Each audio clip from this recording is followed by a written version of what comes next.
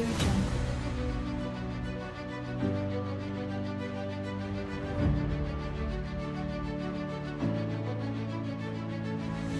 Audio Jungle.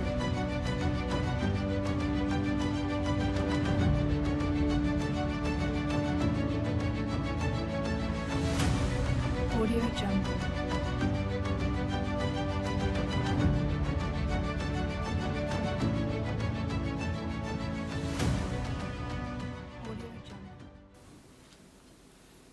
Bonsoir à tous, bienvenue dans cette nouvelle édition Territoire d'innovation avec une thématique très intéressante ce soir comme toujours, confiance numérique et cybersécurité, quel enjeu pour nos territoires. Pour en débattre ce soir, quatre invités de qualité. Donc on va démarrer tout de suite à ma gauche.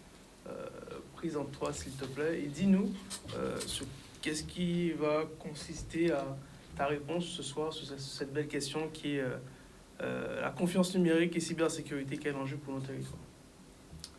Donc, je suis Jean-Nicolas Gonanche, je suis avocat, j'appartiens au cabinet Axis et je suis plus particulièrement en charge des questions de nouvelles technologies. Et mes interventions ce soir vont consister à apporter des éclairages juridiques sur tous les aspects liés à la cybersécurité. Merci à toi. Donc bonsoir à tous, donc, je suis Kevin Tabar, donc je représente Cariben Partner en tant que directeur technique, mais aussi le groupe U42. Et c'est vrai que ce soir c'est particulièrement important puisque ce sont des sujets autour de la cybersécurité où nous accompagnons les entreprises, les collectivités, nous accompagnons aussi les organismes publics au travers de la sécurité informatique et notamment la réglementation aussi numérique. Merci à toi. À toi Cédric. Bonjour Ken. Cédric Pradel, directeur de la nouvelle agence caribéenne pour la cybersécurité. C'est un nouvel outil, tout simplement, qui a été mis en place. Je pense qu'on aura l'occasion d'en dire plus tout à l'heure, justement pour aider nos territoires et pour supporter nos territoires face à ces nouveaux défis.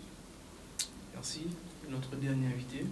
Donc Charles-Adolphe Roulet, DSI Auto Guadeloupe Investissement du groupe Lorette.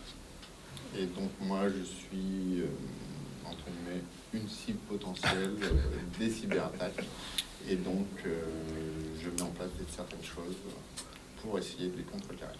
Très bien, belle présentation, une cible potentielle, excellent.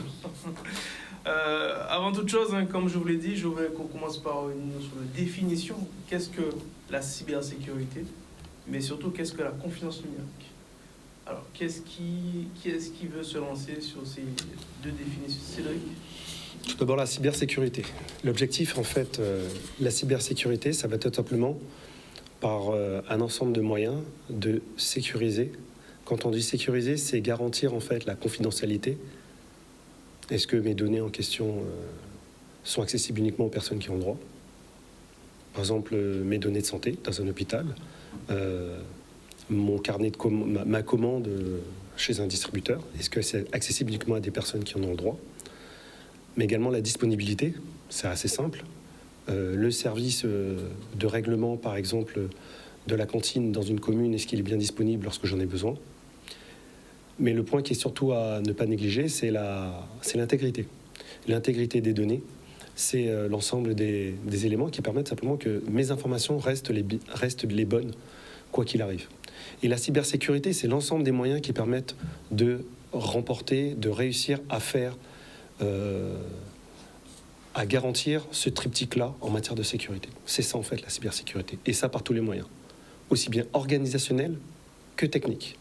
La cybersécurité, ce n'est pas que de la technique, c'est 80% d'organisation. Merci à toi. Jean-Nicolas, quelle serait ta réponse sur ces deux questions de définition? Alors, je compléterai sur en fait, c'est la sécurité des systèmes d'information. Et ce qu'on définit comme système d'information, c'est l'ensemble complet qui va donc on commence par le matériel, ce qu'on met dedans, c'est-à-dire le logiciel, l'infrastructure réseau. Et la cybersécurité, c'est s'assurer que cette architecture-là présente des garanties de sécurité, essentiellement, effectivement, du point de vue des données qui sont contenues. Kevin, toi qui proposes des solutions maintenant, dans cette thématique qui est la cybersécurité. Quelle serait, toi, ta définition pour compléter un petit peu les deux premières? Alors, c'est vrai que mes collègues ont très bien défini en fait l'aspect cybersécurité, mais également système d'information. Ce qui est important de savoir, c'est qu'aujourd'hui, on utilise de plus en plus de nouvelles technologies. On utilise énormément de solutions, énormément de données. On est connecté, hyper connecté. Et c'est vrai que la cybersécurité, notamment, c'est de prendre conscience aussi qu'il y a une surface d'attaque, de menace qui est très importante. Donc c'est vrai que les solutions, comme disait Cédric notamment, ça fait partie en fait de la partie cybersécurité, mais il n'y a pas que ça. Il y a la partie organisationnelle, la partie... Et c'est vrai que lorsqu'on propose des solutions, lorsqu'on propose des accompagnements, on va vraiment travailler sur tous ces aspects pour qu'au final, toutes les personnes aient des données qui soient sécurisées. Je suis allé par Jean-Nicolas qui est dans le dur, hein, si on peut le dire ainsi, 3 DSI dans un grand groupe. Comment tu vois l'évolution de cette définition dans le temps et surtout maintenant, comme l'a dit Kevin, hein, on est dans un univers hyper connecté, donc j'imagine que cette notion de cybersécurité prend une autre dimension pour toi. C'est certain. Moi, de mon côté, en tant qu'utilisateur client, nous, on est très sensibilisés aux données de nos clients à nous. Donc on les protège énormément, de nos employés aussi. Tout ça, c'est protégé.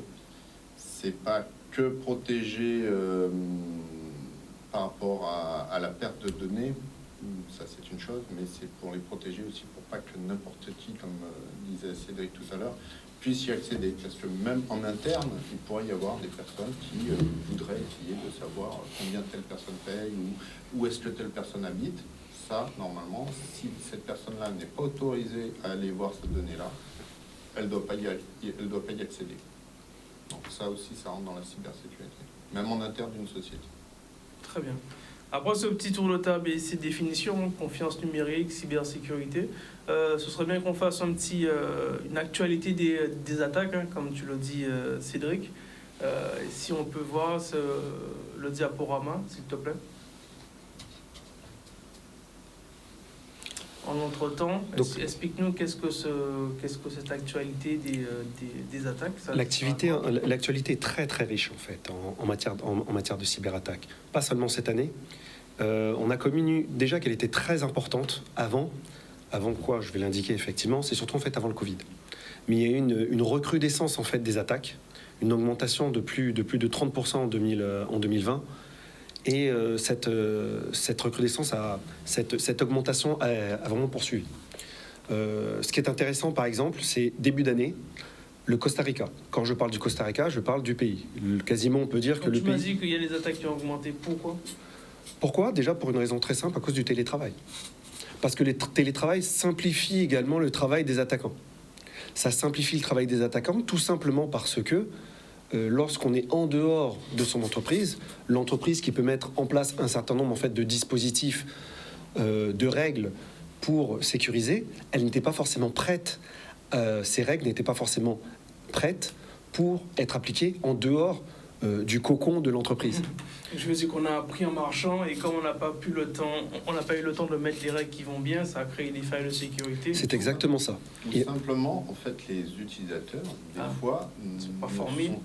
C'est pas formé. Il y a peut-être de ça, mais il ne faut pas non plus. Voilà. C'est pas que ça. Ça peut être simplement que s'ils reçoivent un mail étrange, valable ou pernicieux, ils ne savent pas quoi faire. Quand ils sont au travail, ils demandent facilement à quelqu'un et quand ils sont tout seuls chez eux, ils ne savent pas quoi faire. Donc ils cliquent pas. Vaut mieux ne pas cliquer dans ce cas-là. Et appeler un ami. Voilà. Et donc ça veut dire que le Covid a accéléré ça du fait du télétravail. Mais il n'y a pas que le télétravail. Ah, d'accord. Il faut voir également que c'est tout un écosystème et que comme toute entreprise, lorsque je réussis à me développer, eh bien, qu'est-ce que je fais de l'argent que j'ai gagné ? Eh bien, je le réinvestis pour pouvoir me développer. Et ces cyberattaquants, c'est exactement la démarche qu'ils ont. Et ce que l'on peut voir justement dans les attaques qui actuellement, ce que l'on peut connaître, c'est justement typiquement l'attaque contre le Costa Rica.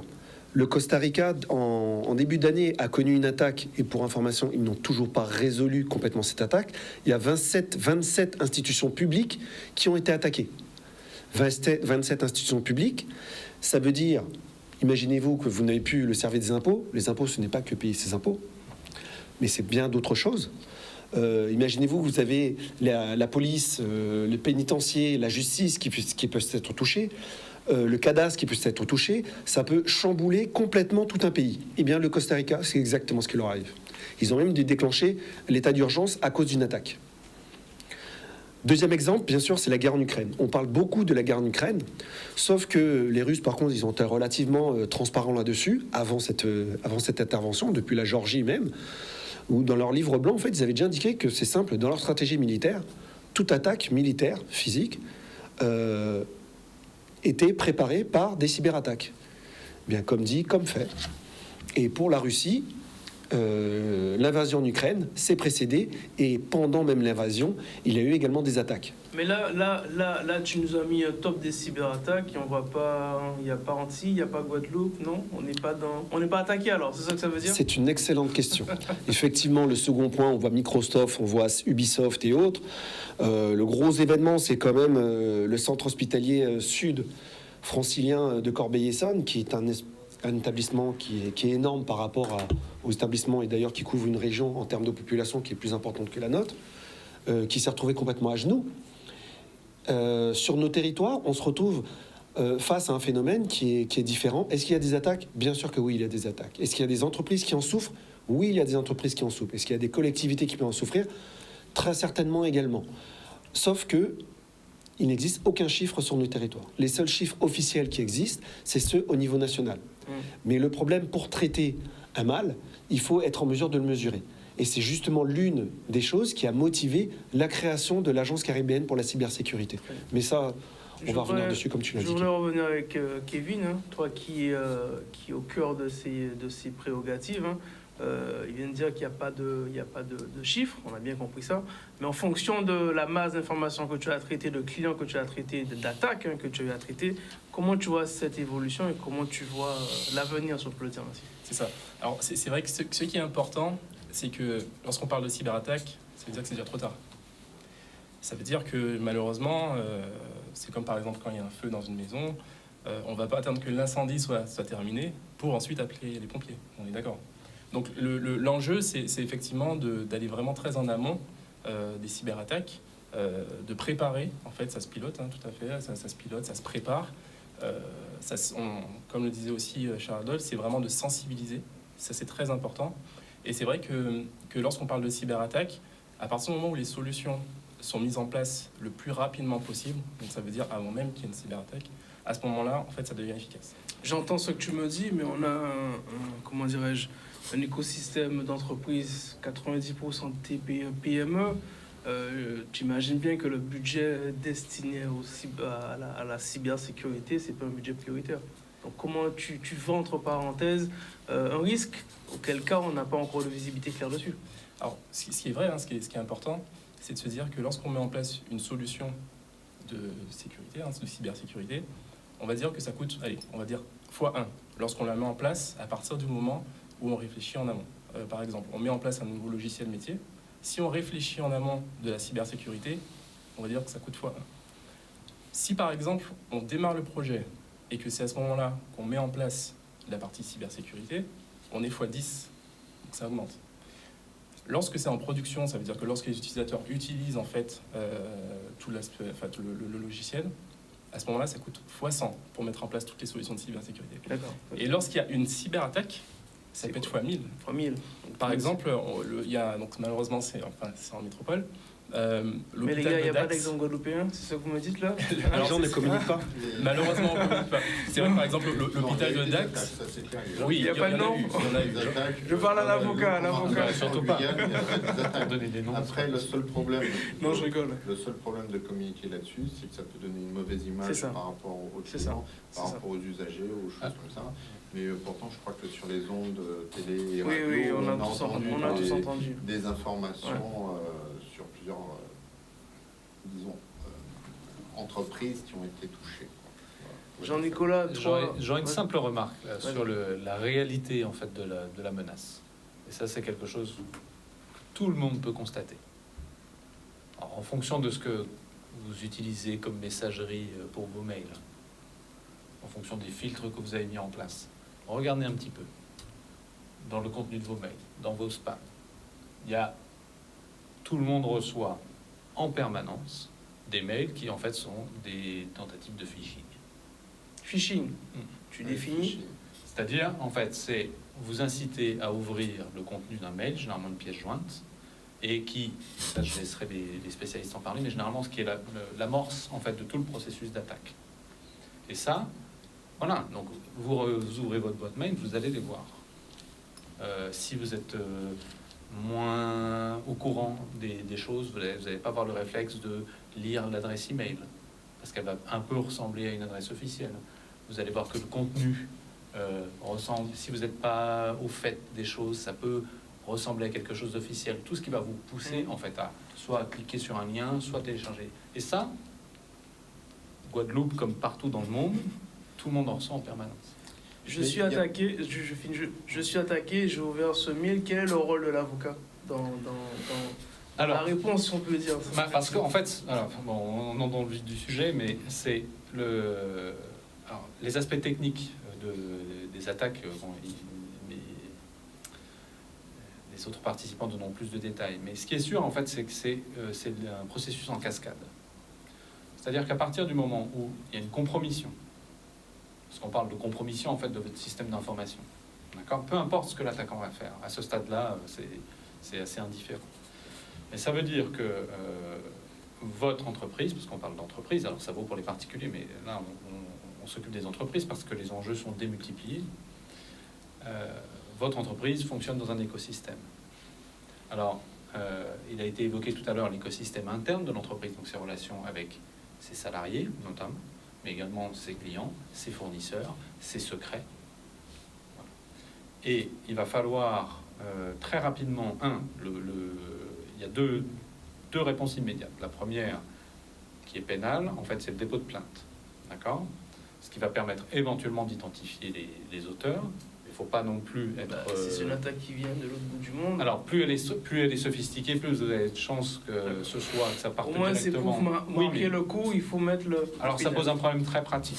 C'est-à-dire qu'il y a une section du parquet de Paris qui est spécialisée en France. Mais il n'y a pas encore de parquet national cyber. Donc, il y a une section du parquet de Paris qui est spécialisée pour les attaques cyber. Mais ce qui est bien naturel, il traite essentiellement des dossiers à très très gros enjeux. C'est ça. D'accord ? Type Pegasus, le logiciel espion israélien, ce genre de choses-là. Donc, il ne faut pas se leurrer. La réponse pénale ne va pas être immédiate. Vous avez en réalité peu de chances de taper celui qui est l'auteur. Mais ce que vous devez faire, votre enjeu, c'est la remise en route la plus rapide possible. Mais c'est surtout, donc, est-ce que juridiquement, tous les gens avec lesquels vous travaillez, est-ce que vous pouvez faire appel à eux? Est-ce que vous pouvez engager leurs responsabilités? Parce qu'on parle de ça, finalement.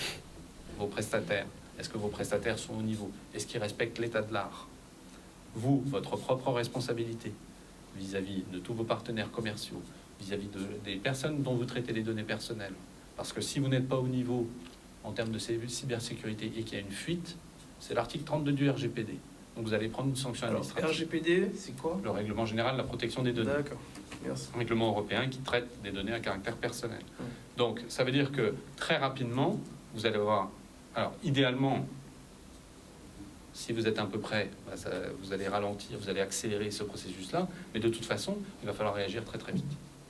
Donc l'avocat, c'est deux niveaux, c'est la plainte et après c'est la recherche, comment tu dis ça? La recherche de causalité, c'est ça? De cause Alors, d'effet. en réalité, il y a toujours deux volets dans notre travail, c'est-à-dire à la fois, est-ce que les gens avec lesquels on a travaillé ont fait correctement leur travail, d'accord, nos prestataires, et nous, est-ce que vis-à-vis de nos clients, de nos salariés, est-ce que notre responsabilité est susceptible d'être mise en cause? Très bien, merci. Tu voulais dire quoi, Jean-Nicolas? Oui, Nicolas, c'est moi. Je Charles Adolphe, voulais juste désolé. dire qu'il n'y a pas que les mails. Par exemple, moi je reçois au moins 2 fois par semaine des SMS me disant veuillez utiliser votre compte CPF. Voilà. Ouais. Compte formation. Formation, là c'est la grande mode. Aux infos, hier, j'ai encore entendu ça sur une chaîne nationale. C'est tous les jours, tous les 2 jours, je reçois des mails, des SMS. Mais toi, au niveau de ton système d'information, quelles sont les actions? On a dit Nous, qu'il faut être sur la prévention, voilà. d'accord? C'est Mais après, ça. lorsque l'attaque est là, on imagine qu'il y a une attaque, hein, je ne sais pas si c'est vrai. Quelle a été quels seraient les plans de reprise d'activité, auquel cas, s'ils existent? Juste avant de te répondre, il y a une étude américaine qui a été faite il y a au moins 2 ou 3 ans, même 3-4 ans, qui dit que, en gros, 100% des sociétés vont être touchées. Après, mais sur une durée de 3 ans, 100% des sociétés vont être touchées. Le but, c'est de réduire la frappe de cette attaque. Pour cela, il y a plusieurs solutions à mettre en place. Une des plus simples déjà, c'est de sauvegarder très fréquemment ces données, qu'on soit personnel ou société. Le seul truc, c'est que ces sauvegardes, il faut qu'elles soient Externe. non accessibles en permanence. Donc une fois que la sauvegarde est finie, on la déconnecte, entre guillemets, et vérifier que ces données sauvegardées sont utilisables. Voilà. Donc ça, c'est déjà le b.a.-ba de toute protection. Donc, même personnellement, en tant que moi, je sauvegarde les données de mon portable ou de mon PC sur un disque dur externe qui est mis dans une armoire ou un coffre. Voilà. Et sachant que le mieux, c'est d'avoir 2 sauvegardes. Parce qu'une sauvegarde se casse, elle est corrompue, on a toujours une autre sauvegarde. Après, l'autre risque, c'est l'autre point important, c'est de savoir combien de données on s'autorise à perdre dans l'attaque. Et après, de ce fait-là, on accélère les sauvegardes ou pas. Ensuite, il y a d'autres solutions qu'on peut mettre en place pour, étudier toutes les actions qui sont faites sur le système d'information. Et dès que l'intelligence artificielle voit, puisque c'est une intelligence artificielle, l'être humain il est trop lent entre guillemets pour faire ça, dès que l'intelligence artificielle voit qu'il y a quelque chose qui se passe qui est anormal, soit le bloque par défaut, soit le signale à un humain qui le bloque. Le mieux, c'est qu'il le bloque par défaut, et si c'est un faux positif, l'humain après le débloque. D'accord, là tu me parles de mail, Voilà. tu me parles mail. Si on a, comme on voit très bien, une clé USB verrouillée qui s'est connectée, si Ça, on a un document qu'on a prêté, voilà. Ça aussi, comment toi, en tant que DSI, tu arrives à prévoir tout ça? Les clés USB, on a des antivirus sur les postes. Après, là, les postes sont sur un réseau informatique. Ce réseau informatique appartient à un site. Si, entre guillemets, l'antivirus ne voit pas ce virus et donc commence à se déployer, normalement, en tout cas, si tout se passe comme on a prévu, ça reste dans le site. Parce qu'à la sortie du site, nous, on a du matériel qui bloque les flux qui ne sont pas autorisés. Ok, donc j'ai Voilà. compris. C'est pas tant d'être de parer une attaque, c'est pas ça l'idée, c'est de se préparer pour reprendre une activité et limiter la casse. C'est simple, c'est limiter la casse, parce qu'on ne peut pas parer une attaque. Et surtout prévoir la reprise d'activité.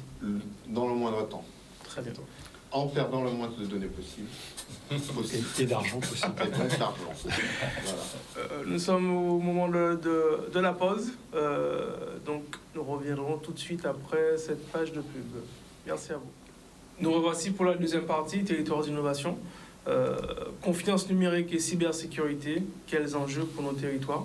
Nous passons maintenant à cette agence, comme tu l'as bien dit tout à l'heure Cédric, agence caribéenne pour la cybersécurité. Donc un constat qui a été fait depuis tantôt qu'il y a une notion très importante, un enjeu autour de cette cybersécurité. Et cette agence caribéenne a vu le jour. De quoi s'agit-il ?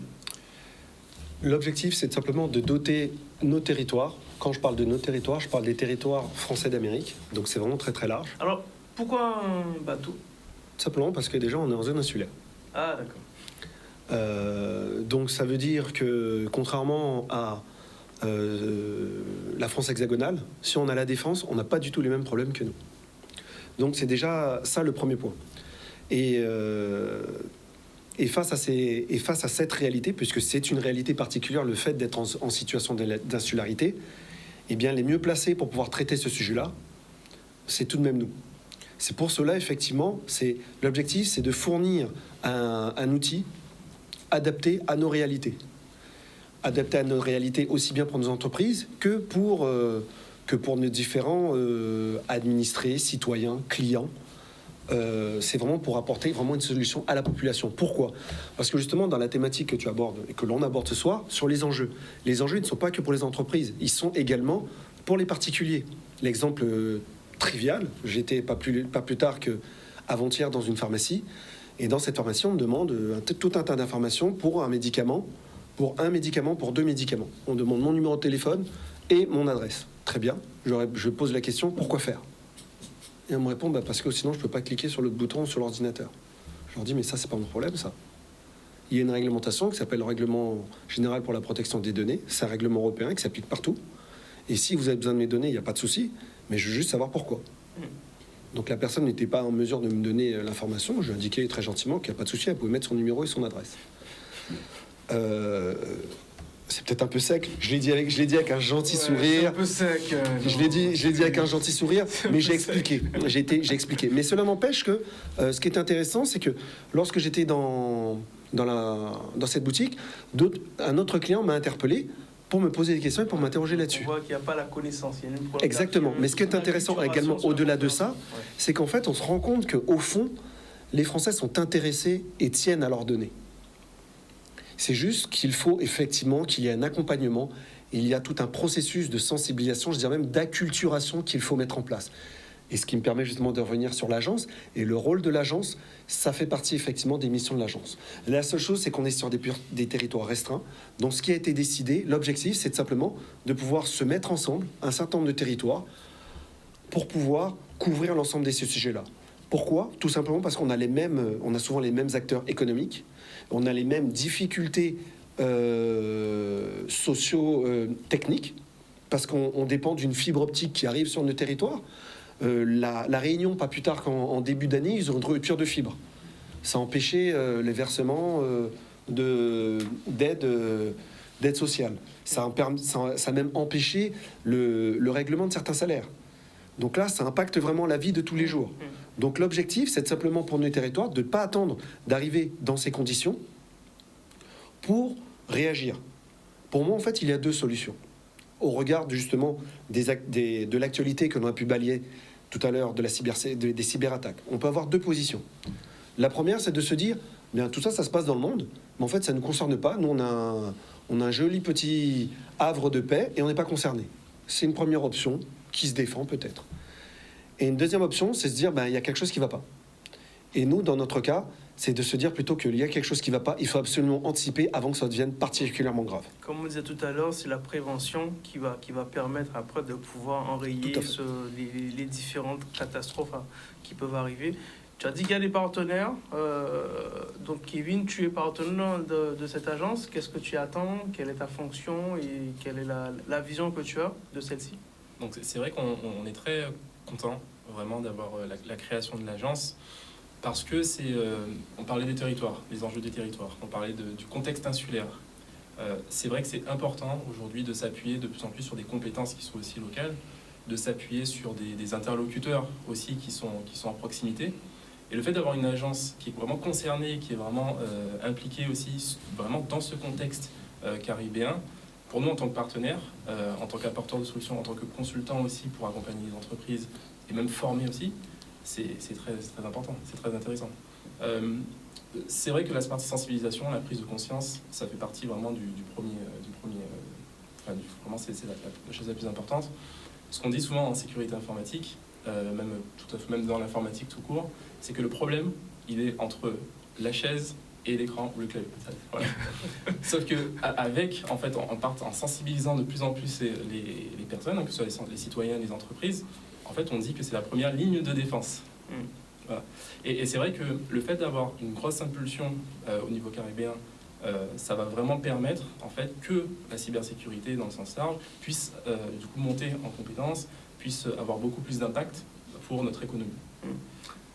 Toi, Jean-Nicolas, l'avocat que tu es, comment tu vois cette agence, comment tu vois l'arrivée de celle-ci et quels sont les apports éventuels que celle-ci pourrait apporter pour toi qui accompagne les entreprises dans cette notion de cybersécurité?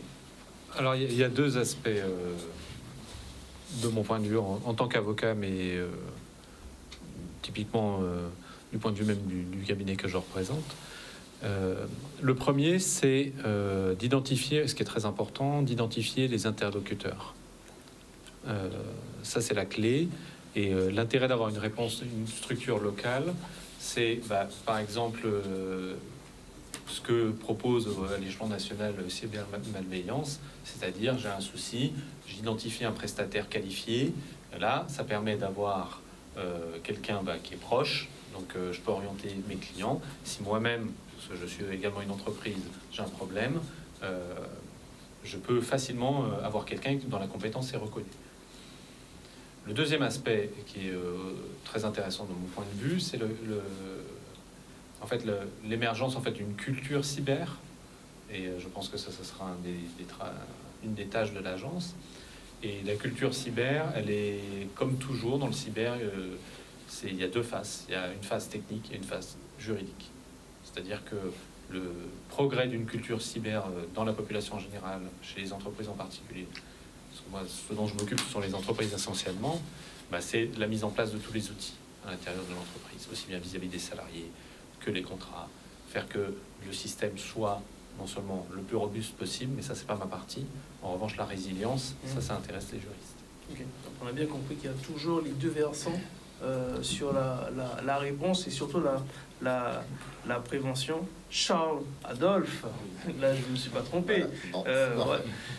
DSI d'un grand groupe, comment tu vois l'arrivée de cette agence? Quel apport qu'elle pourrait avoir pour toi? Très bonne nouvelle, parce que, comme l'a dit Jean-Nicolas, moi, c'est la résilience en fait de notre système insulaire par rapport à l'information, donc l'informatique, l'Internet, tout ça, pour qu'on puisse, s'il y a une grosse panne plus loin que notre île, on puisse quand même continuer à travailler sur notre île. Ça, c'est la chose technique, commerciale. Et l'autre partie, surtout intéressante, c'est la formation du grand public, la formation des PME, des PMI qui n'ont pas accès, entre guillemets, à ces informations-là et ne savent pas quoi faire, en fait, ou comment faire de manière simple pour se protéger.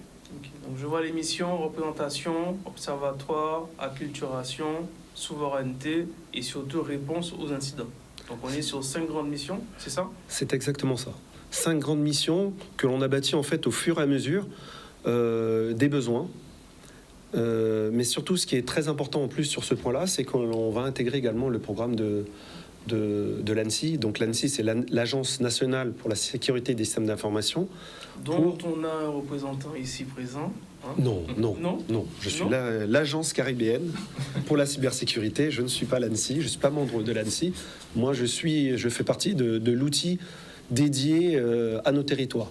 Et donc, l'objectif, simplement, ça va être de pouvoir créer ce centre de réponse à incidents. Créer une plateforme qui pourra être utilisée aussi bien par les particuliers que par les entreprises lorsqu'ils ont un problème de sécurité. Les collectivités aussi? Tout à fait. D'accord. Effectivement, aussi bien un organisme privé que public. D'ailleurs, avec les collectivités, il va y avoir un travail particulier qui va être réalisé avec elles sur ces questions-là, parce que ce sont des acteurs, ce sont des acteurs importants effectivement de l'agence. D'ailleurs, à ce titre-là, l'agence a été créée d'ailleurs avec trois grandes collectivités qui sont la région Guadeloupe, la collectivité territoriale de Guyane et la collectivité territoriale de Saint-Barthélemy. J'anticipe la question qui pourrait être et celle de Saint-Martin, de Martinique et de Saint-Pierre-et-Miquelon. Elles ont tout à fait vocation, on échange déjà très largement avec elles, c'est juste les agendas des uns et des autres qui font que tout le monde n'a pas pu entrer au même moment. Et comme tu l'as dit, ces partenariats, elles vont peut-être rentrer après, donc là, l'idée c'est de démarrer et après on verra par la suite. Exactement. C'est exactement ça l'objectif. Mais vraiment, l'objectif principal, c'est d'apporter un outil adapté à nos collectivités. Exemple, si on fait une sensibilisation, eh bien, la faire en créole. Il y a le créole en Guadeloupe, Martinique, Guyane. C'est vraiment de faire un message qui soit adapté à la population. Qui est-ce qui va faire en créole? C'est toi? Et le meilleur présentateur, Kenny. On compte sur toi. Très bien. Comme tu l'as bien dit, on est sur cette notion d'acculturation. Et c'est ce mois-ci, hein, parce que j'avais pas la date, tu m'as jamais dit concrètement. Le congrès, c'est bien ça? Si on peut passer à la slide suivante, s'il te plaît, le congrès, redis-moi. Le congrès caribéen pour de la cybersécurité. Donc c'est un événement que en l'on... 2024, c'est ça? C'est en 2022. Ah, 2022, ah, d'accord. Et d'ailleurs, on t'attend pour ta participation, comme tu le sais. Ah bon? Non, plus sérieusement, en fait, c'est un événement que l'on organise déjà depuis 2018. Le premier, c'était au Memorial Act. Le deuxième, c'est la seconde édition, c'était en Martinique. Et donc là, c'est la troisième édition. Avec le Covid, on l'a pas organisé parce que je pense que compte tenu je pense que c'est beaucoup mieux du présentiel. Même si on parle du numérique, à un moment le présentiel, c'est fondamental.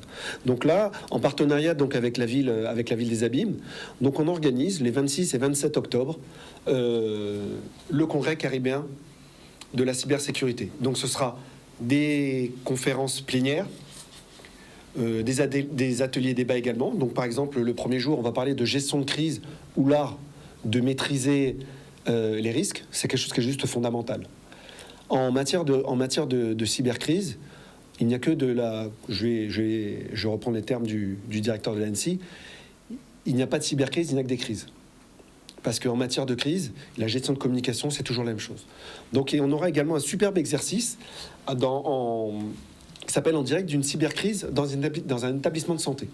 Donc, on aura le retour d'expérience d'un exercice de cybercrise dans un établissement de santé. Et ensuite, on échangera autour de cela. Un point également sur la continuité des activités. Et enfin, le dernier jour, on va être simplement échanger sur un sujet qui me semble très important. C'est quelle stratégie pour un territoire co-intelligent. Pourquoi? Parce qu'à mon sens, c'est fondamental.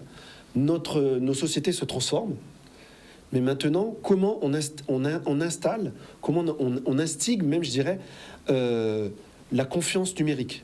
La confiance numérique, c'est la question que tu avais au début. Qu'est-ce que c'est? C'est simplement, je suis prêt à utiliser cet outil-là, je suis prêt à avancer dans ce processus-là parce que j'ai confiance, parce que je sais où je mets mes données. Et c'est vraiment tout cela qui est fondamental. On va également avoir pendant ces 2 jours quelque chose qui me tient particulièrement à cœur. C'est un concours de hack. Donc un concours de piratage qui sera ouvert à tous, bien sûr sur inscription, comme la participation au congrès sera sur inscription. Donc le concours de hack se fera dans l'enceinte, sera réservé donc à minimum une trentaine, grand maximum 50 de participants. C'est une équipe dédiée à cela qui s'en occupera. Et là, on peut vraiment avoir tous les niveaux.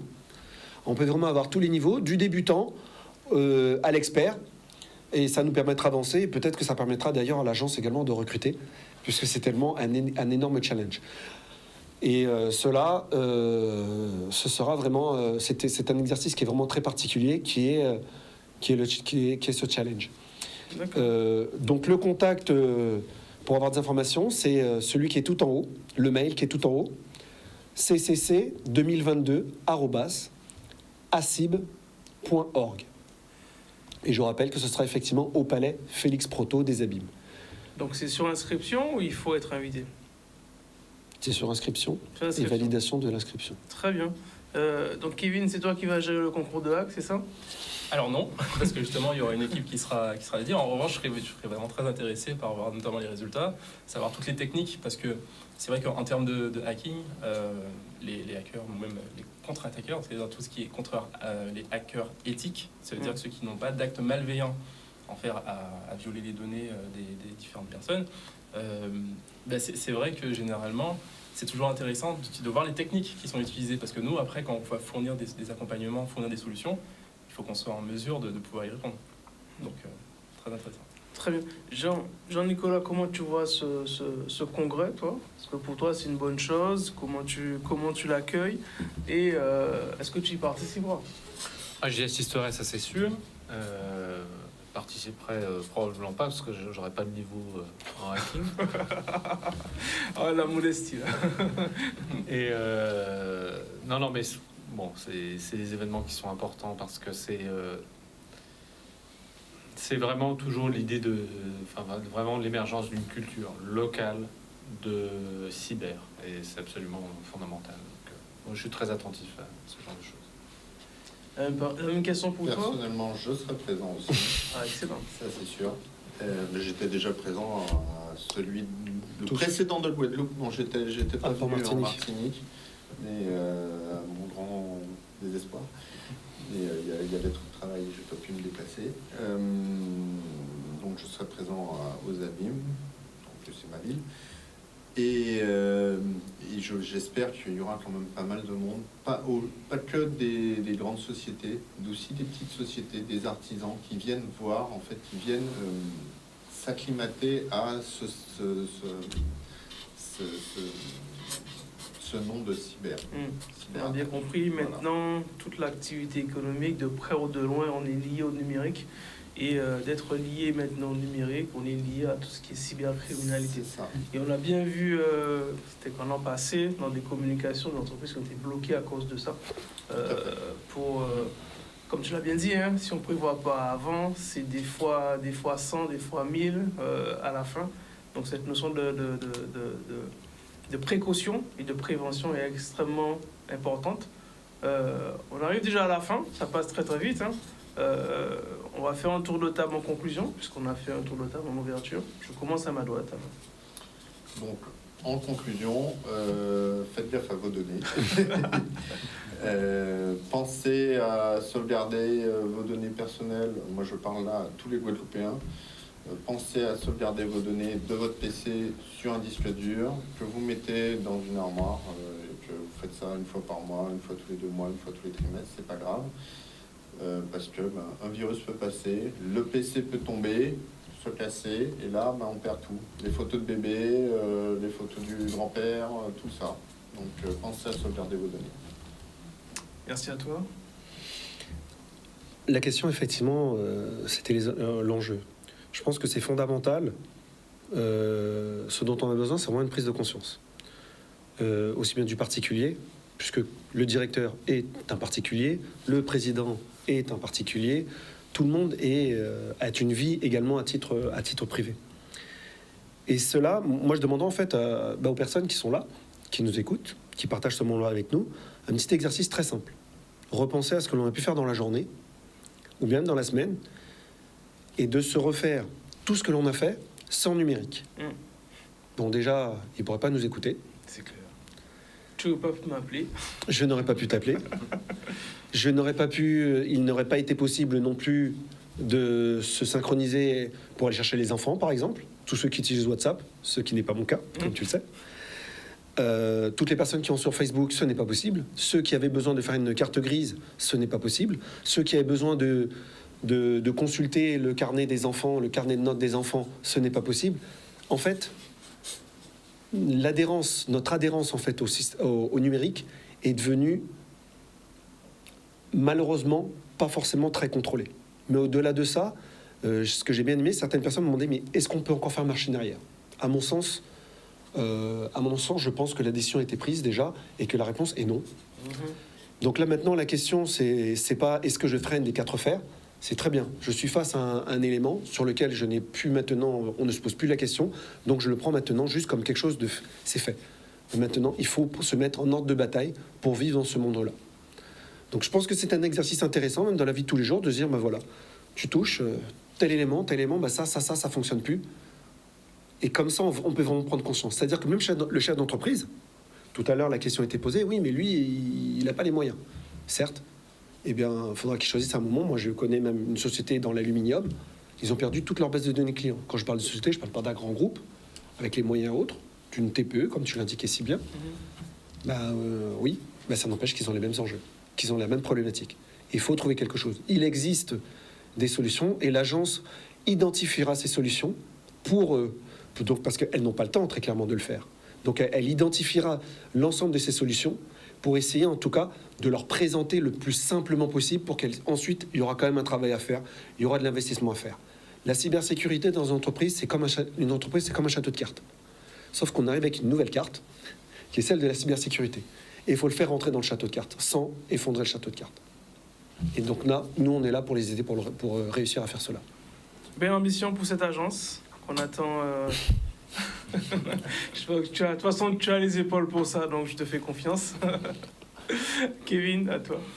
Alors oui, c'est vrai que pour rejoindre aussi les participants de ce soir, c'est que chaque personne prenne vraiment conscience de ce qu'est une donnée. Quelle est la valeur en fait qu'on apporte aux données. Est-ce que ça peut être la photo, par exemple, de ses vacances en famille? Peut-être, c'est ce qui est le plus important pour chaque personne. Est-ce que c'est au contraire toute ma base client, par exemple, pour une entreprise? Est-ce que ce sont les données qui permettent de servir les administrés, les citoyens, en fait, voilà. Donc c'est cette prise de conscience et de cette valeur. Donc c'est déjà ça, c'est de s'assurer que chaque donnée a de la valeur. Et ensuite, eh ben, c'est vraiment la partie maîtrise. Souvent, ce qu'on dit en cybersécurité, c'est important de se connaître soi-même. Voilà, c'est important de se connaître. J'invite vraiment chaque personne à vraiment savoir quelles sont ces données, où sont ces données, et surtout après, derrière, mettre en place les plans d'action pour les protéger. Comme il disait, quelle l'utilisation qu'on a avec les données. C'est bien ça. Exactement. Ta conclusion, s'il te plaît, je te vois très penseur. Je vais essayer de faire court. Non, tu as le temps, vas-y. C'est combien je peux manger tout ce qui reste. Non, alors, ce qui est toujours intéressant, alors je vais essayer d'élargir un tout petit peu en fait. Ce qui est toujours intéressant avec les innovations, en fait, alors effectivement, la digitalisation de la société, l'aspect numérique, c'est une marche qui est inexorable. Mais ce qu'on remarque souvent lorsqu'une innovation est maintenant parfaitement démocratisée, complètement implantée dans la société, c'est que le niveau de compétence individuelle de tous les utilisateurs, le niveau de compétence moyen baisse. C'est-à-dire que on utilise de plus en plus, mais on sait de moins en moins comment ça fonctionne. Et donc, du coup, ça veut dire que chaque individu est de plus en plus vulnérable. Donc, l'objectif, quand même, quand on parle de culture cyber, c'est de rétablir un petit peu la balance et de donner à chacun, pas forcément à la mesure de ses moyens et de ses besoins, mais des outils qui peuvent être plus ou moins élaborés, mais quelques clés. Et ça, c'est absolument fondamental. Merci à vous pour cette belle table ronde ce soir, belle émission sur cybersécurité. Beaucoup de choses qui ont été dites, surtout deux axes intéressants, cette agence, cybersécurité. On attend plus d'éléments dessus, mon ami. Et surtout, fin du mois, je le répète, le congrès cyber, 22 et...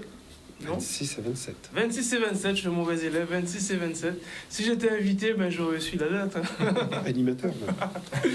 C'est très bien. Merci à vous. Je vous souhaite bonne soirée et à la prochaine. Merci, au revoir. Merci, Au revoir.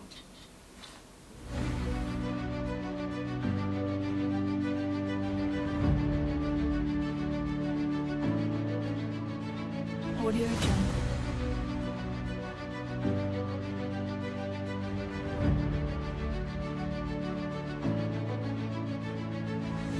Audio Jungle.